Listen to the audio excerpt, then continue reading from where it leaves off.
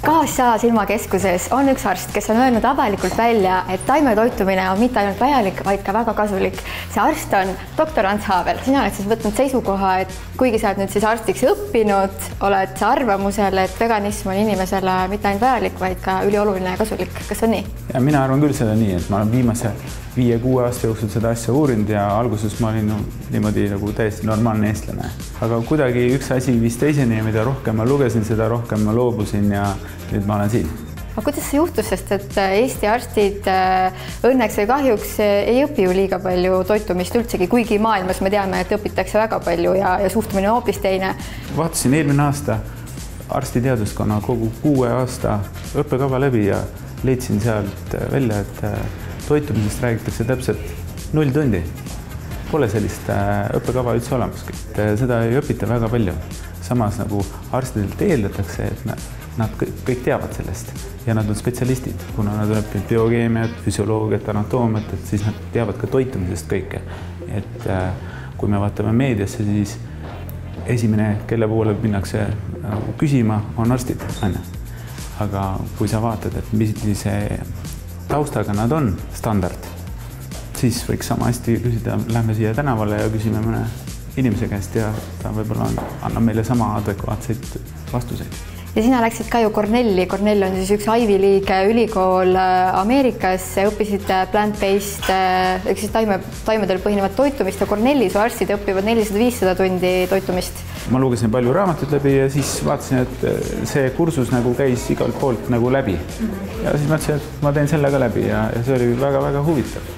Mind hämmastas see kursus, et see ei ole lihtsalt ainult mingi taimetoidu kursus, et see võtab asja väga-väga laialt, et see räägib keskkonnast, et kuidas meie toitumine mõjutab üldse keskkonda, kuidas tänapäeva põllumajandus, kõik seda asja mõjutab ja mina ise alguses arvasin, et kõige suurem looduse saaste on minu auto. Aga ma saan aru, et see ei ole üldse mingi tegija, kui me hakkame vaatama tänapäeva tööstuslikku põllumajandust, mis kõik rekordid ületab. Selles suhtes nagu see avaldab nii palju silmaringi. Silmaringist rääkides, silmaarstina, kuidas meie toitumine mõjutab meie silmade tervist ja meie tervist nagu üleüldiselt? Kuidas sa nagu oma töös oled märganud kasu nendest teadmistest? Mulle tundub, et minu töö on ka nii huvitavaks läinud, ma oma kolleegidele ütlen, see on sellega seotud, see on sellega seotud.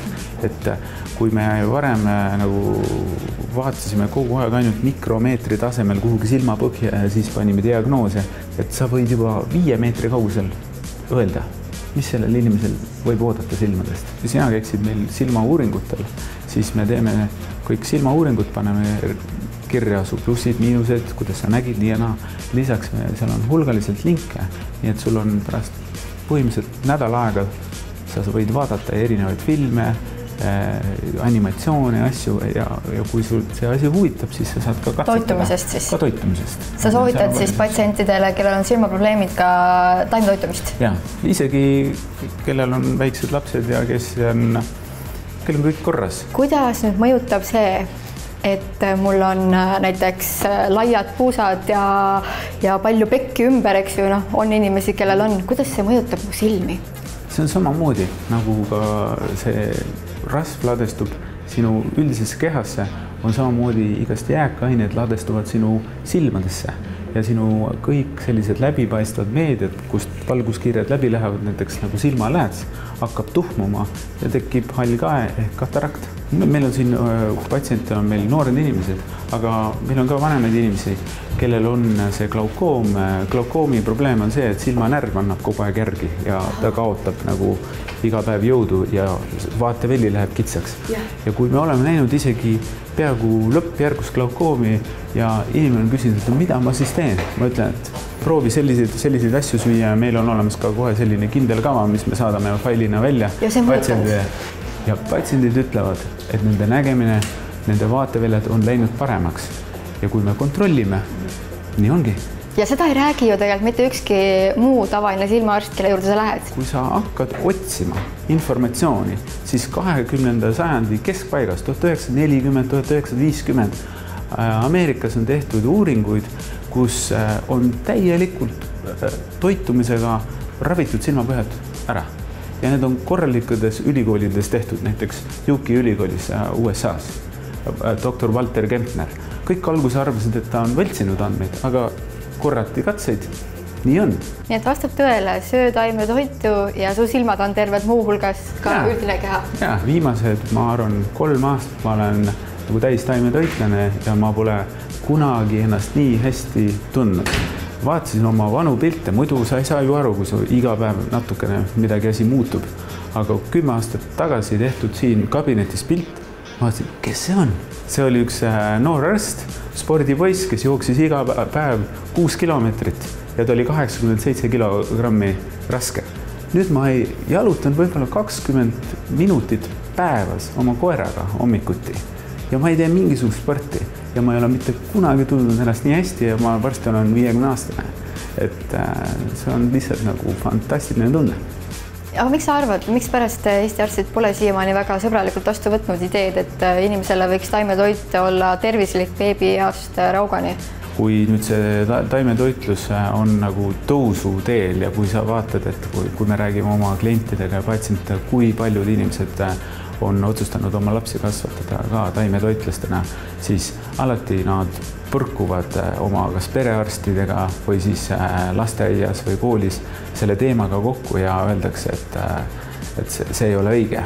Maailma kõige tunnustanud lastearstid on juba 20. sajandi keskel purustanud täielikult müüdid, et mõni laps peaks sööma mingisuguses elueas liha, kala, muna või piima jooma.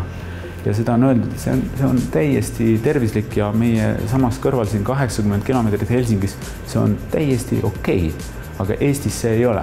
Kõik arstid Eestis, kes lõpetavad ülikooli, annavad Hippokratese vande. Aga kes oli Hippokrates? Hippokrates oli hügienist ja hügienistis ongi põhimõtteliselt nagu tänapäeval taimetoitlased, kes ütlevad, et toit ongi ravim ja ravim ongi toit. Aga arstid on selle lihtsalt ära unustanud, nad lihtsalt nagu formaalselt annavad selle vande, aga nad ei teadvusta, et mis vande nad annavad.